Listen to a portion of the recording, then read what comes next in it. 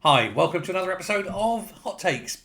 Now, Ofcom, the much beleaguered regulator, is likely to be taken down and cancelled, and a new regulator put in place some point in the next year or so. That's at least the plan.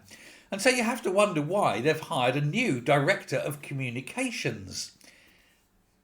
This is a little regulator that's going to be gone, but they need this guy. So presumably he's only in it short term. Unless, of course, what will happen is they, quote, get rid of Ofcom and then bring in a new thing and have exactly the same people doing exactly the same jobs and pretending it's new so that we can be convinced it's new because we're very stupid, you see. At least they think so. But he's brought in. But the trouble is, he's a former Remain campaigner, was very closely involved in the Remain campaign, and he was a Labour advisor. His name is David Chaplin. So will he be impartial? Will the regulator, the impartial regulator, now be impartial? That it's got a Remainer and Labour activist as its comms director? Probably not. He began his career working for a couple of Labour MPs.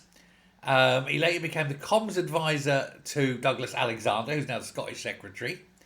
And he's basically a bag carrier for the Labour Party. Yeah, he's there now in this impartial role. Makes you wonder, doesn't it? It makes you wonder if GB News will be in the limelight, or Talk TV, or any of them.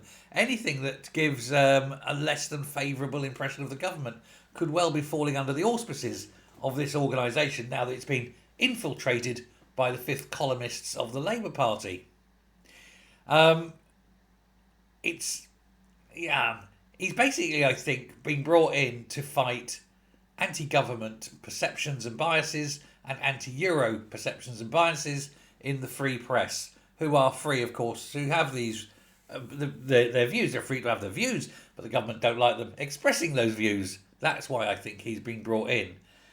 He will be also involved in policing the internet, which shows, one, he knows bugger all about the internet, and two, he's an optimistic soul, isn't he? You can't police the internet because nobody owns it.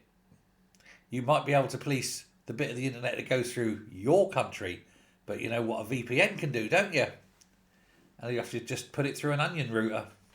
Tor is a wonderful thing. Rotate your identities, go through several branches. It's amazing how far you can go, and they can't touch you. Why do they bother? They really haven't got a clue. But they're going to try. Let me know what you think. Thanks very much.